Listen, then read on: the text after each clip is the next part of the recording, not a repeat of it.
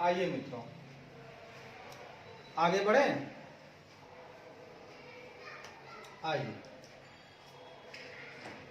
अब हम चर्चा को आगे बढ़ाते हैं मित्रों, और हमारी चर्चाएं हैं dividend declared after balance sheet date. मित्रों ये मेरे प्यारे मित्रों एकदम देहाती भाषा में आइए ना, एकदम देहाती भाषा में आइए, कोई टेंशन वाली बात नहीं।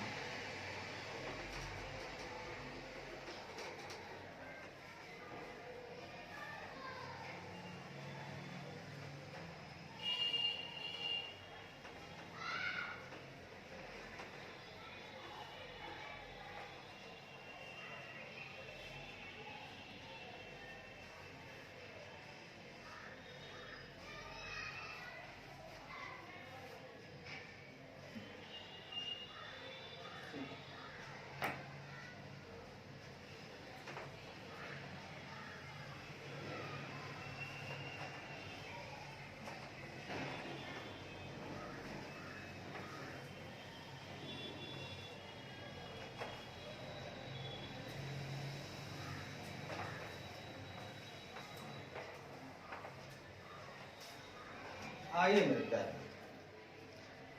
अब हम बात करते हैं dividend declared after balance sheet date.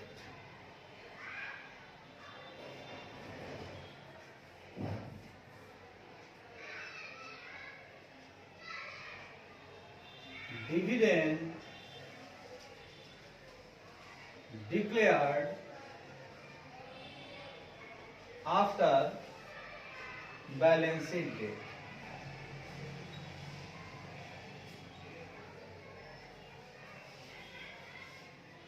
मित्रों अब हम चर्चा कर रहे हैं कि जो डिविडेंड डिक्लेयर्ड हुआ है बैलेंस शीट डेट के बाद हम उसका ट्रीटमेंट क्या करेंगे, तो सुनिएगा एकदम प्यार से। ऐसे इवेंट जो यद्यपि बैलेंस शीट डेट के बाद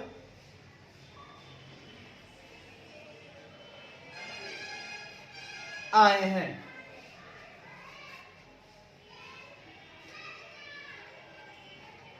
ऐसे इवेंट जो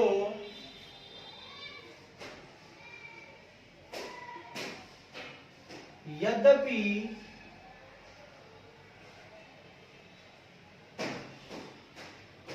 बैलेंस शीट डेट के बाद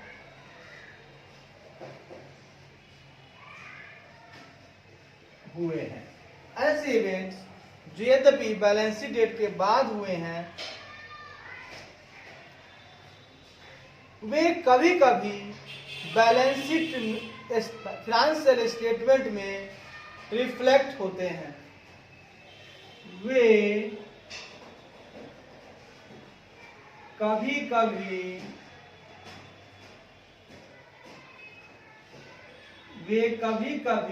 फिनेंशियल स्टेटमेंट में रिफ्लेक्ट यानी प्रतिबिंबित होते हैं, कभी कभी प्रतिबिंबित होती है, क्योंकि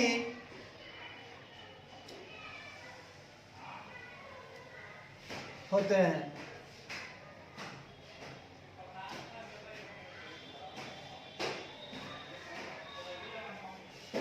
वे ऐसा स्टैट्यूटरी रिक्वायरमेंट क्योंकि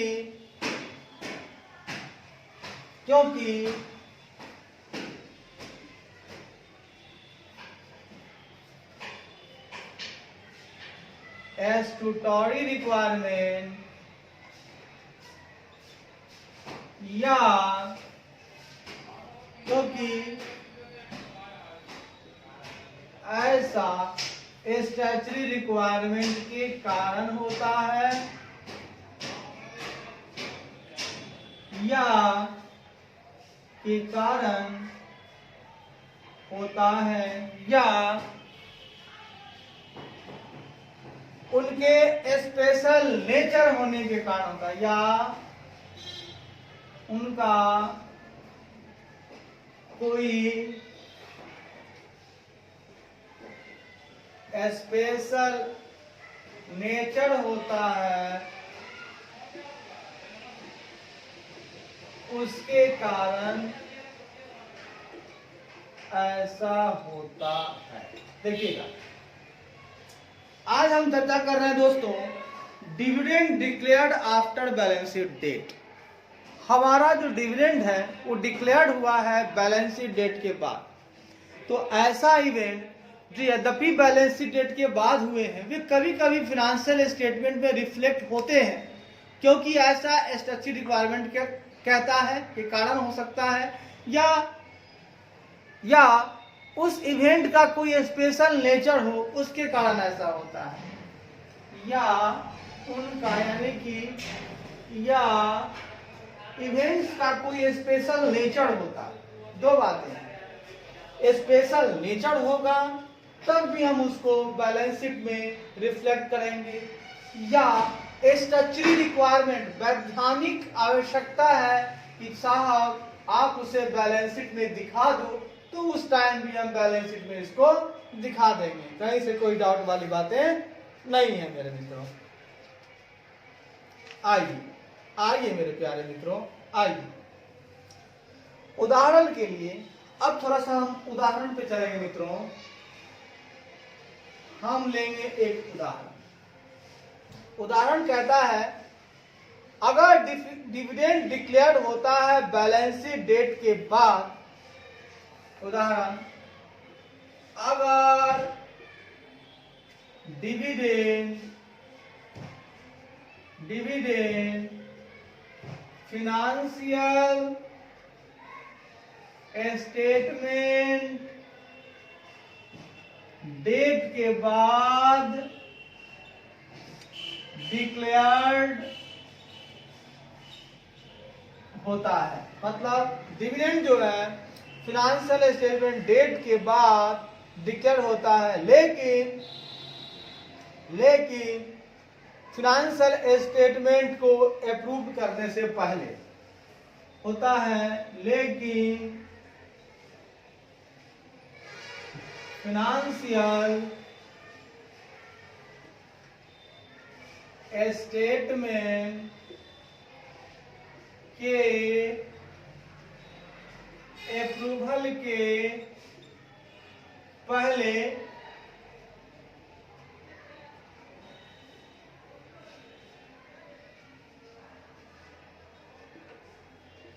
होता है। मतलब डिविडेंड जो है डिक्लेयर हो रहा है, एक तो फिनेंशियल स्टेटमेंट के बाद हो रहा है, लेकिन याद रखिएगा मित्रों फिनेंशियल स्टेटमेंट के अप्रूवल के पहले होता है। तो डिविडेंड को बैलेंस शीट डेट पर लायबिलिटी के रूप में रिकॉग्नाइज नहीं करते हैं, तो हम लोग डिविडेंड को बैलेंस शीट डेट पर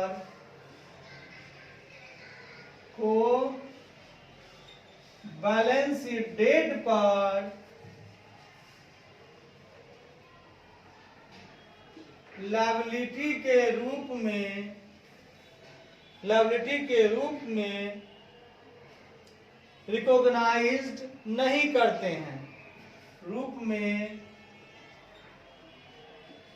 रिकॉग्नाइज्ड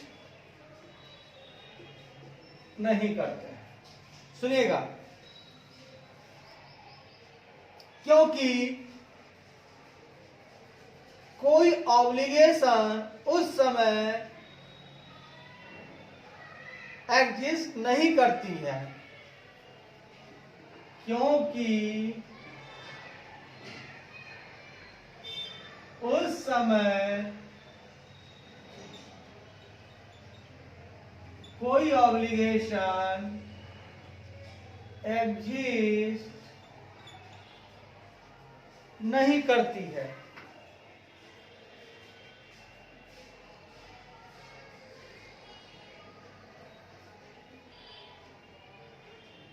क्योंकि no obligation at the time, जब तक कि स्टैट्यूटरी रिक्वायरमेंट ऐसा ना कहे, जब तक कि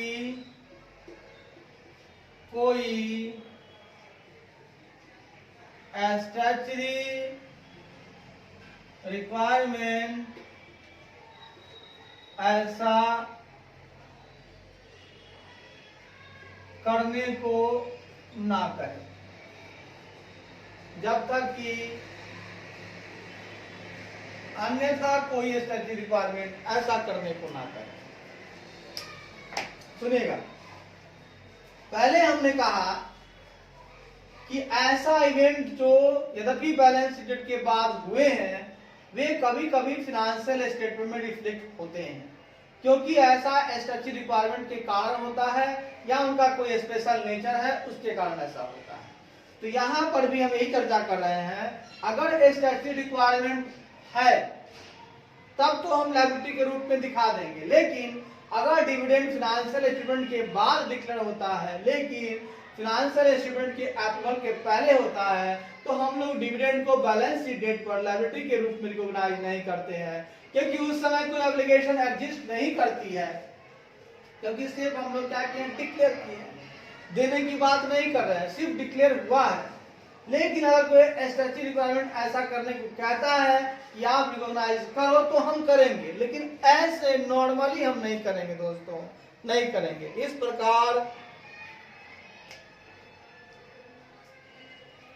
प्रकार no liability for proposed dividend needs to be recognised in financial statement of financial year ended. इस प्रकार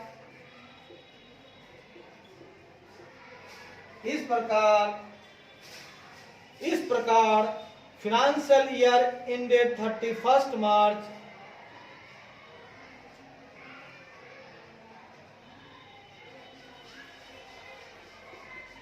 इस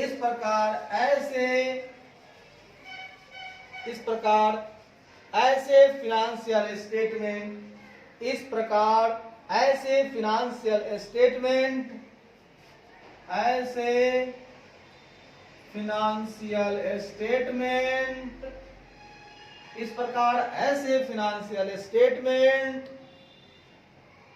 जो कि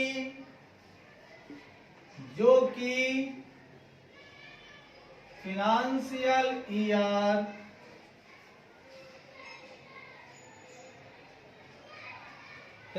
ईयर एंडिंग 31 मार्च 2017 वाले हैं,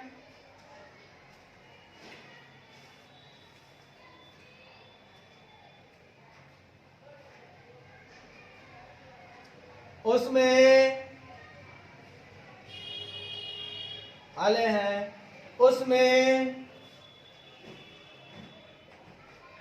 प्रपोज डिविडेंड को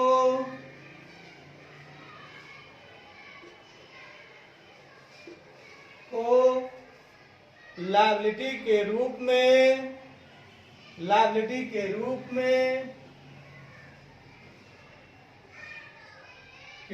में डिस्क्लोज करने की कोई जरूरत नहीं है।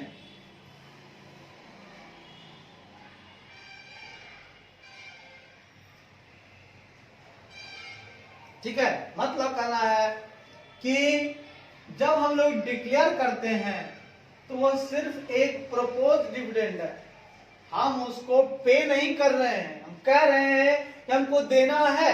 जब देना है तो कोई ऑब्लिगेशन वहां उत्पन्न ही नहीं हो रहा है, तो एज ए लायबिलिटी हम कैसे दिखा सकते हैं साहब। तो इस प्रकार ऐसे फाइनेंशियल स्टेटमेंट जो फाइनेंशियल ईयर एंडिंग 31 मार्च वाले हैं उसमें प्रपोज डिविडेंड को लायबिलिटी के रूप में डिस्क्लोज करने की जरूरत नहीं है। और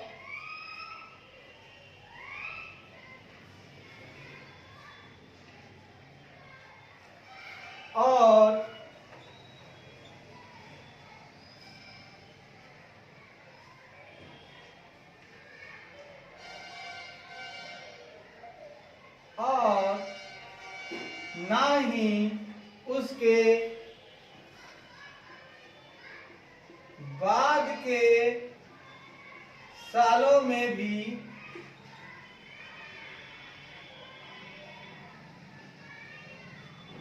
डिस्क्लोज करने की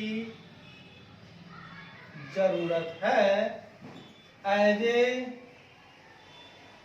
लायबिलिटी। मतलब कहता है thus no liability for proposed event needs to be recognized in financial statement for financial year ending 31 अथवा and subsequent years।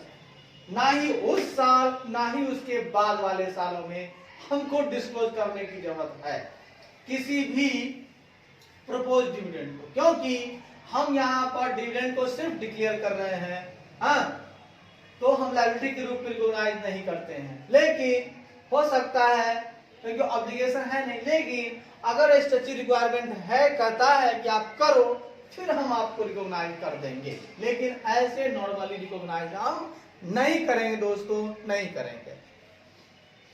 इस प्रकार प्रपोज डिविडेंड को हम लोग नोट्स में डिस्क्लोज करेंगे। इस प्रकार ऐसे प्रोपोज्ड डिविडेंड को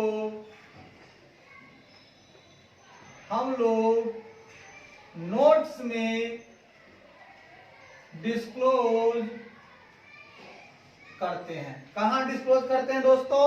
इस प्रकार हम लोग प्रपोज डिविडेंड को नोट्स में डिस्क्लोज करते हैं as per companies amendment rules 2000। और ऐसा करने के लिए हमें कंपनीज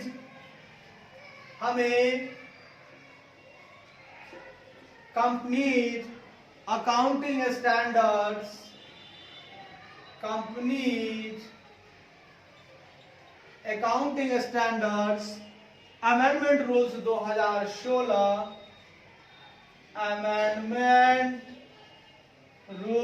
2016 जो कि इश्यू हुआ था 31 मार्च 2016 को, जो कि इश्यू हुआ था 31 मार्च 2016 को, हमें कहता है। और ऐसा करने के लिए हमें companies accounting standard amendment rules 2016 जो कि इश्यू हुआ था 31 मार्च 2016 को करने के लिए हमें कहता है। ठीक है ना, पूरा क्लियर हो गया?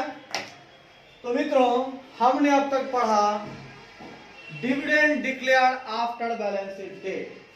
तो ये मेरे प्यारे मित्रों, मैं कहना चाहता हूं कि ऐसा इवेंट जो यद्यपि बैलेंस शीट डेट के बाद हुए हैं, लेकिन वे कभी कभी फाइनेंशियल स्टेटमेंट में रिफ्लेक्ट होते हैं, क्योंकि स्टैट्यूटरी रिक्वायरमेंट के कारण ऐसा होता है या उनका कोई स्पेशल नेचर होता है, तो उसके कारण ऐसा होता है।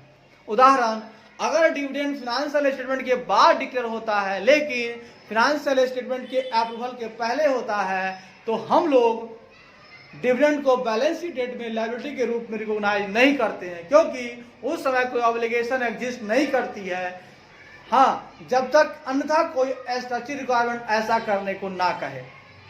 अगर कोई स्टैट्यूटरी रिक्वायरमेंट कहता है कि रिफ्लेक्ट करो,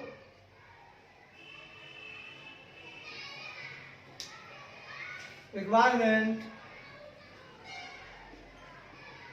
बैलेंस शीट में बैलेंस शीट रिफ्लेक्ट करने को ना कहे, अगर बैलेंस शीट में रिफ्लेक्ट करने को कहता है तब हम लोग करेंगे, ऐसे हम लोग बैलेंस शीट में नहीं दिखाएंगे एज ए लायबिलिटी।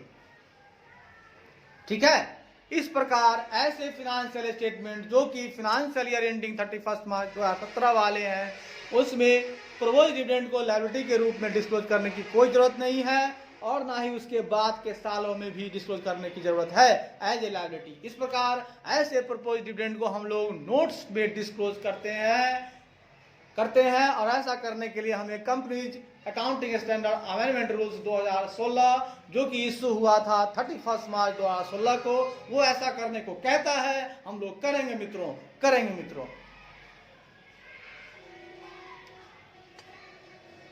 आइए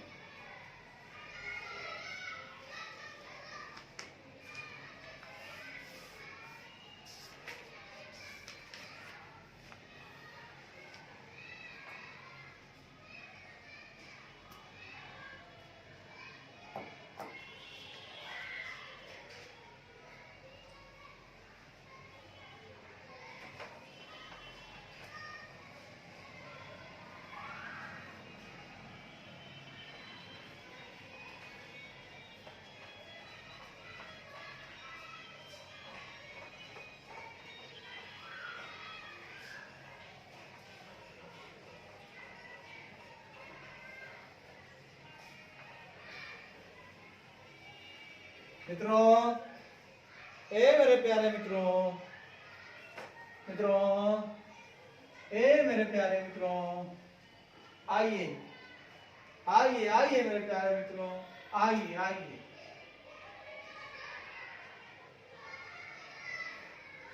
ए मेरे प्यारे मित्रों, आइए आइए मेरे प्यारे मित्रों।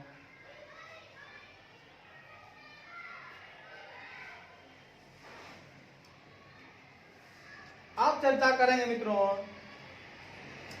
Events indicating going concern assumption inappropriate. अगर कोई इवेंट, सुनिएगा मित्रों,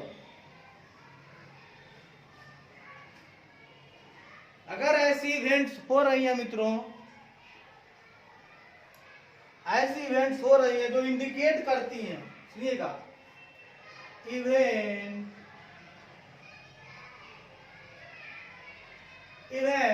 indicating events indicating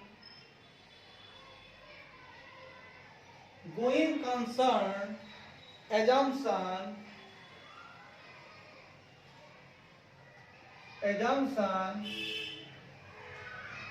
inappropriate।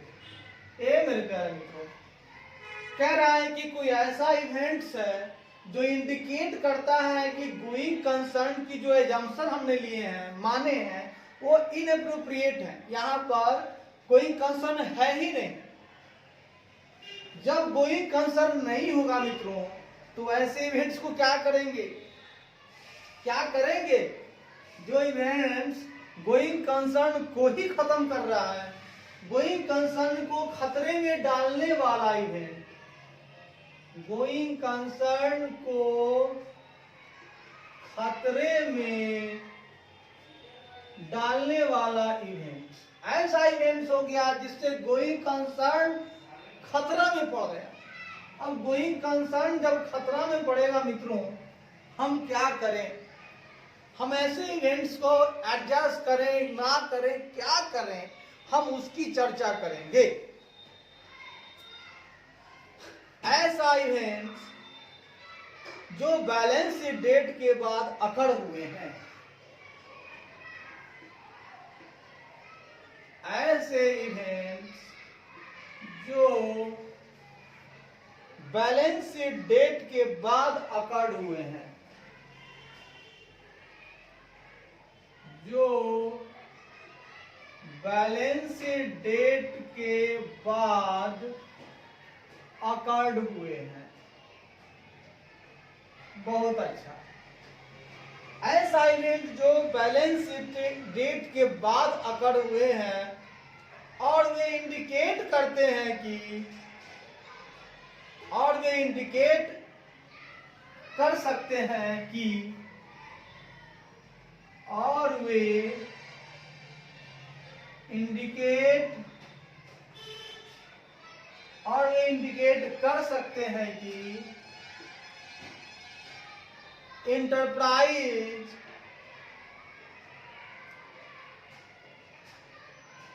कि गोइंग कंसर्न समाप्त हो रही है, कि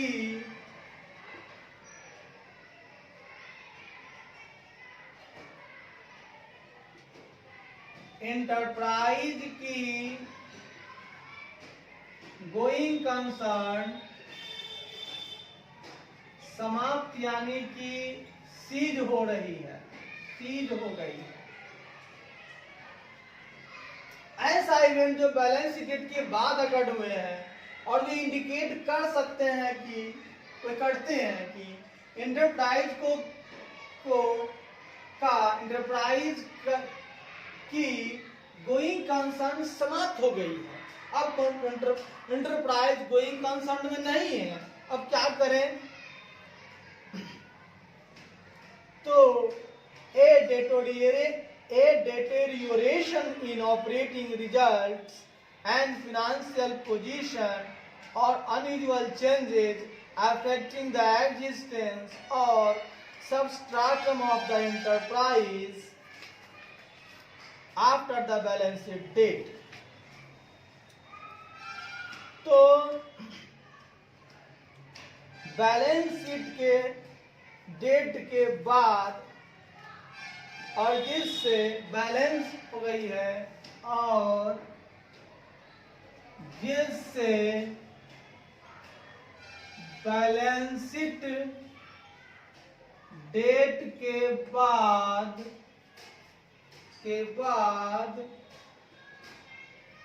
एंटरप्राइज की बुनियाद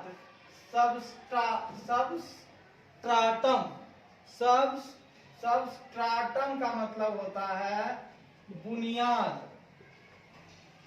जिससे बैलेंस शीट के बाद एंटरप्राइज की बुनियाद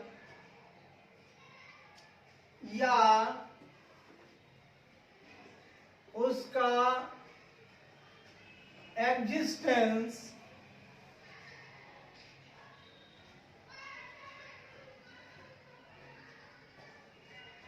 और जिससे बैलेंस शीट डेट के बाद एंटरप्राइज की बुनियाद या उसका एग्जिस्टेंस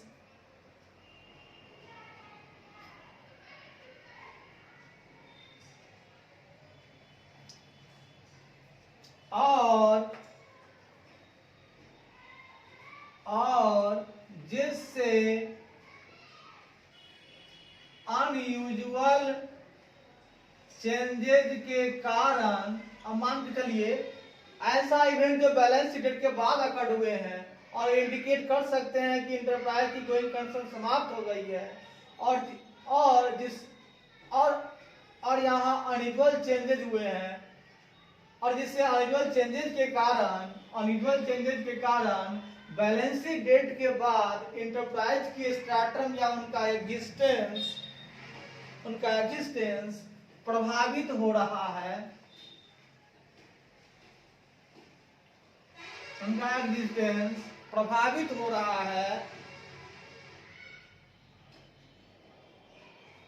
फिनेंशियल पोजीशन और ऑपरेटिंग परिणाम में ह्रास हो रहा है तथा फिनेंशियल पोजीशन एवं ऑपरेटिंग रिजल्ट में ह्रास हो रहा है। अब सुनिएगा, ऐसा ह्रास का मतलब डेटेरियोरेशन, ह्रास का मतलब क्या होता है? डेटेरियोरेशन, एकदम प्यार समझिए देहाती भाषा में। ऐसा इवेंट जो बैलेंस शीट डेट के बाद अकड़ हुए हैं और ये इंडिकेट कर सकते हैं कि एंटरप्राइज की गोइंग कंसर्न समाप्त हो गई है, अनयूजुअल हो गई है तथा इससे अनयूजुअल चेंजेज हुए हैं, तथा जिससे अनयूजुअल चेंज हुए हैं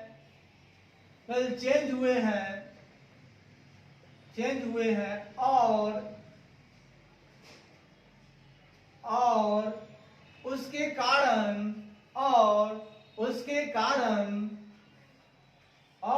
कारण बैलेंस शीट डेट के बाद एंटरप्राइज की बुनियाद या उसका एग्जिस्टेंस प्रभावित हो रहा है तथा फाइनेंशियल पोजीशन एवं ऑपरेटिंग रिजल्ट में ह्रास हो रहा है।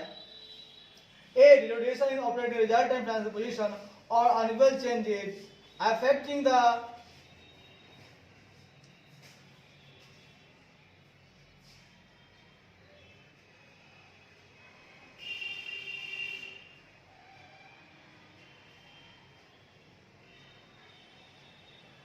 अब जो इवेंट्स हुए हैं उसके कारण बैलेंस शीट के बाद इंटरप्राइज की सब्सिडी या उसका एक्सटेंट प्रभावित हो रहा है, साथ ही साथ फाइनेंशियल पोजीशन एवं ऑपरेटिंग रिजल्ट में ह्रास हो रहा है।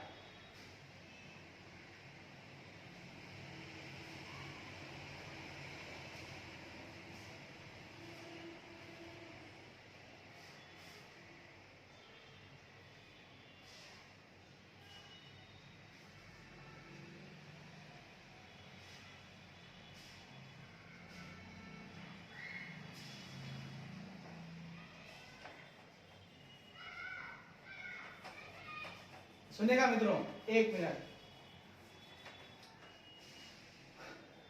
हो गई है और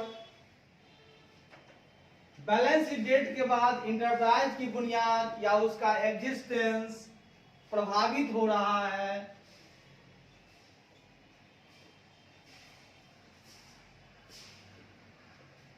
इसका कारण है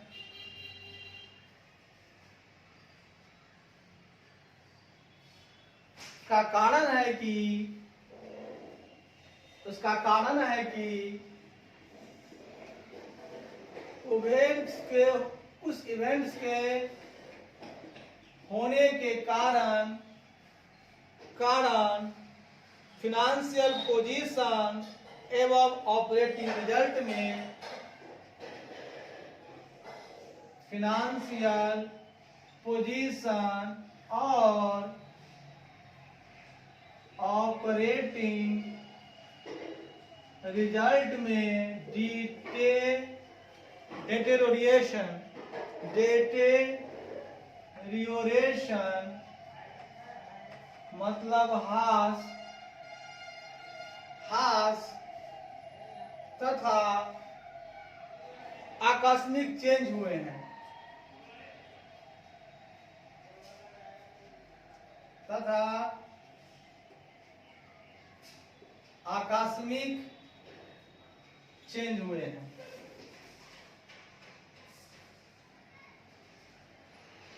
कारण चेंज उसके कारण इंटरप्राइज के फाइनेंशियल पोजीशन और ऑपरेटिंग रिजल्ट में डिटोरिएशन तथा आकस्मिक चेंज हुए हैं। सही बात है, ये कितना अच्छा बात बोल दिया गया कि a deterioration in operating results and financial position और अनयुअल चेंजेस, ये सब हुए हैं। कारण क्या है कि जो इवेंट्स हुआ है उसके कारण एंटरप्राइज का जो फाइनेंशियल पोजीशन है, वित्तीय जो उसकी अवस्था थी वो हिल गई है, चरमरा गई है और उसका जो ऑपरेशन का परिणाम है अब और ऑपरेशन घटता जा रहा है, डिटोरिएट हो गया है, आकस्मिक चेंज हो गया है। अब इसके कारण लगता है कि बैलेंस शीट डेट के बाद इंटरप्राइज की जो बुनियाद है उसका एग्जिस्टेंस है वो खतरे में है, एग्जिस्टेंस प्रभावित हो रहा है या खतरे में है। हम कह सकते हैं अब उसका बुनियाद हिलने वाला है।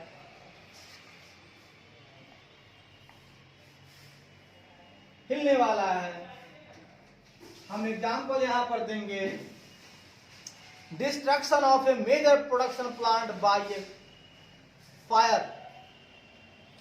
ठीक है, एग्जाम्पल, बैलेंस शीट डेट के बाद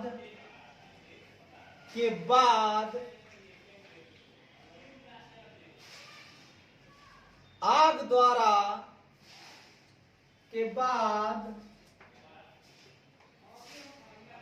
आग लगने के कारण, ऐसे लिखिए, आग लगने के कारण आग लगने के कारण बैलेंस शीट डेट के बाद मेजर प्रोडक्शन प्लांट का विनाश हो गया, के बाद मेजर प्रोडक्शन प्लांट का विनाश यानी कि डिस्ट्रक्शन हो गया है। अब बताइए मित्रों जरा ध्यान से कि आकस्मिक चेंज आया। अब देखिएगा गोइंग कंसर्न कैसे खतरा में पड़ रहा है। आकस्मिक चेंज आया है। अब उदाहरण दे रहे हैं कि आग लग गई। कब लगी है? तो बैलेंस शीट डेट के बाद आग लग गई और जो मेजर प्रोडक्शन प्लांट था वो डिस्ट्रक्ट हो गया। अब इस अवस्था में इंटरप्राइज नहीं है कि वो फिर से रन कर सके, वो पूरी तरह से जलकर नष्ट हो गई है, जीरो पे आ गई है। अब क्या किया जाए साहब? तब हमें ऐसा अगर होता है, चेंज हुए हैं, एग्जाम्पल आग लगने के कारण बैलेंस शीट डिस्ट्रक्शन हो गया है, तो ये हमें सूचित करते हैं कि ये हमें सूचित करते हैं कि हमें विचार करने की जरूरत है। तो इससे यह सूचित होता है कि हमें इस इवेंट पर विचार करना होगा, क्योंकि जो इवेंट इतना भारी खतरा डाल दिया है, हमारे एंटरप्राइज के गोइंग कंसर्न पर खतरा डाल दिया है, इसे सूचित होता है कि इस इवेंट पर विचार करना होगा, विचार करने की जरूरत है। इस इवेंट पर विचार करने की जरूरत है। विचार करेंगे साहब।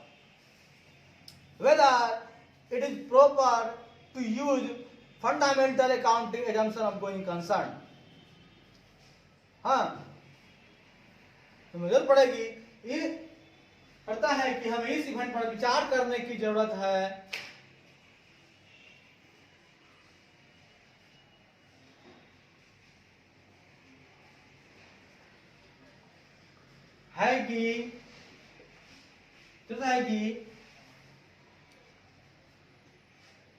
कि हमें फिनेंशियल स्टेटमेंट तैयार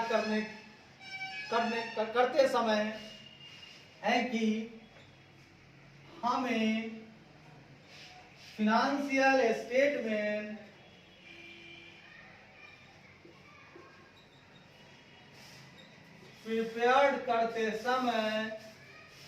प्रिपेयर करते समय फंडामेंटल अकाउंटिंग एग्जाम्पशन ऑफ समय गोइंग कंसर्न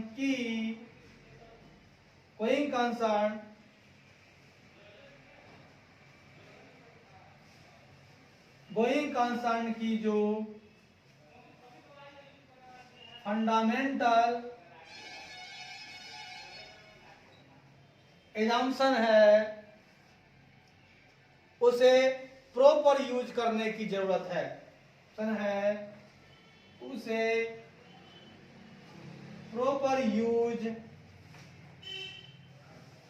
करने की जरूरत है। बहुत अच्छी बात है। इससे यह इंडिकेट होता है कि हमें विचार करने की जरूरत है वेदर इट इज प्रॉपर या उचित होगा use to fundamental accounting assumption of going concern. अब सुनिएगा, आग लगने के कारण बैलेंस शीट डेट के बाद मेजर प्रोडक्शन प्लांट का विनाश हो गया। अब यहां पर ये जो अकाउंटिंग स्टैंडर्ड है ये चुप है। क्या है? ये चुप है। अब यहां पर हम क्या करेंगे? हम उस इवेंट का क्या करेंगे? कैसे क्या करना होगा? तो इससे यह सूचित होता है कि इस इवेंट पर विचार करने की जरूरत है कि हमें फिनेंशियल स्टेटमेंट करते समय गोइंग कंसर्न की जो फंडामेंटल एजम्पशन है उसे प्रॉपर यूज करने की जरूरत है।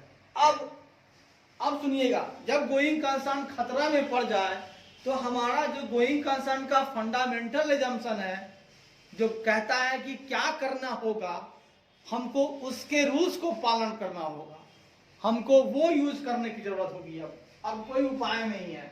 अब समझ में नहीं आ रहा है कि हम इस इवेंट को एडजस्ट करें कि अनएडजस्ट करें, एडजस्ट करें या नॉन एडजस्ट करें, कुछ समझ में नहीं आ रहा है। तो अब हम चले जाएंगे गोइंग कंसर्न की जो फंडामेंटल एजम्पशन कहती है, हम उसके हिसाब से काम करेंगे। कब काम करेंगे? जब हम लोग फाइनेंशियल स्टेटमेंट को तैयार करेंगे, उस समय हमें उस एजम्पशन को मानना होगा। In case the going concern assumption is not valid, in case अगर गोइंग कंसर्न एजम्पशन वैलिड नहीं है,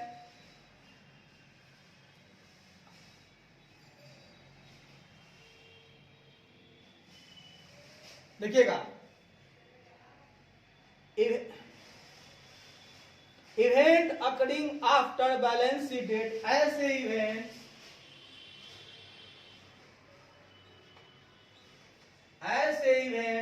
जो बैलेंस शीट डेट के बाद अकर हुए हैं, जो बैलेंस शीट डेट के बाद, ऐसे इवेंट जो बैलेंस शीट डेट के बाद अकर हुए हैं, हाँ, अगर वहां गोइंग कंसर्न एजम्पशन वैलिड नहीं है,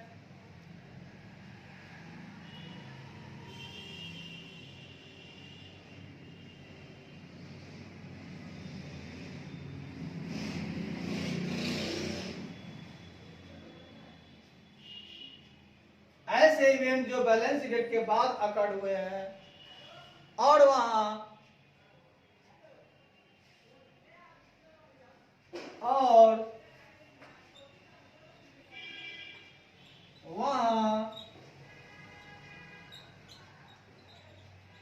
financial statement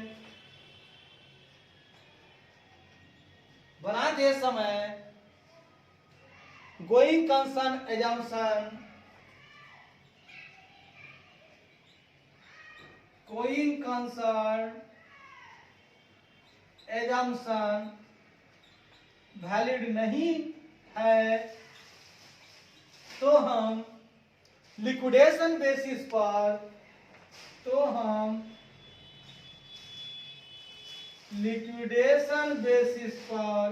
financial statement prepare करेंगे। दोस्तों, इस बात को जरा सा समझ लीजिएगा, खूब गौर से, खूब ध्यान से, खूब प्यार मोहब्बत सीखेंगे। हमने क्या बोला सुनिए जरा सा। हम कहना चाहते हैं शुरू से, ऐसा इवेंट जो बैलेंस शीट डेट के बाद अकर्ड हुए हैं और वे इंडिकेट कर सकते हैं कि इंटरप्राइज की गोइंग कंसर्न समाप्त हो गई है, हाँ, समाप्त हो गई है, और बैलेंस शीट डेट के बाद समाप्त हो गई है, ठीक है ना, गोइंग कंसर्न समाप्त हो गई है,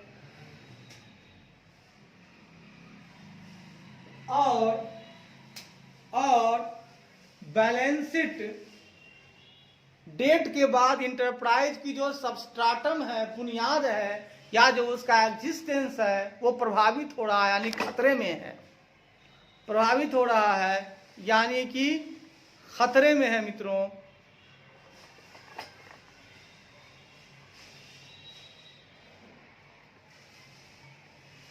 खतरे में है, खतरे में है।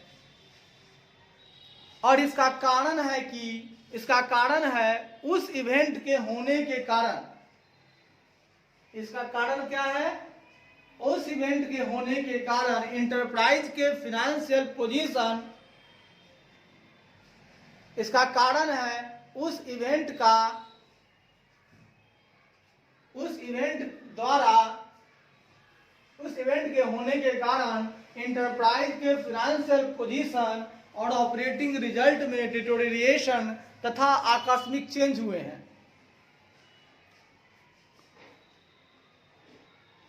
और इंटरप्राइज के फाइनेंशियल पोजीशन में या इंटरप्राइज में आकस्मिक चेंज हुए हैं।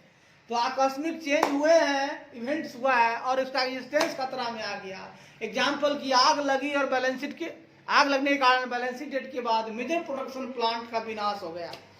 तो इससे यह सूचित होता है कि हम इस इवेंट पर विचार करने की जरूरत है, हमें इस इवेंट पर विचार करने की जरूरत है कि हमें फाइनेंशियल स्टेटमेंट प्रिपेयर करते समय गोइंग कंसर्न की जो फंडामेंटल एजम्पशन है उसे प्रॉपर यूज करने की जरूरत है। अब यहाँ पर हमको उस इवेंट के लिए फंडामेंटल जो एजम्पशन कहता है उसका इस्तेमाल करना होगा। और ऐसे इवेंट जो बैलेंस शीट डेट के बाद अकर्ड हुए हैं और वहां फाइनेंशियल स्टेटमेंट बनाते समय, ठीक है, ऐसे इवेंट जो बैलेंस शीट डेट के बाद अकर्ड हुए हैं और वहां फाइनेंशियल स्टेटमेंट बनाते समय गोइंग कंसर्न एजम्पशन अगर वैलिड नहीं है तो हम लिक्विडेशन बेसिस पर फाइनेंशियल स्टेटमेंट प्रिपेयर करेंगे। वैसे तो हम बोल रहे हैं कि इस पोजीशन में आप गोइंग कंसर्न का फंडामेंटल एजम्पशन ले, लेकिन अगर फंडामेंटल एजम्पशन भी वैलिड नहीं है तो आप लिक्विडेशन बेसिस पर फाइनेंशियल स्टेटमेंट को तैयार करें। यही मेरा कहना है दोस्तों, यही मेरा कहना है। चलिए, धन्यवाद। मिलते हैं थोड़ी देर के बाद मिलते हैं।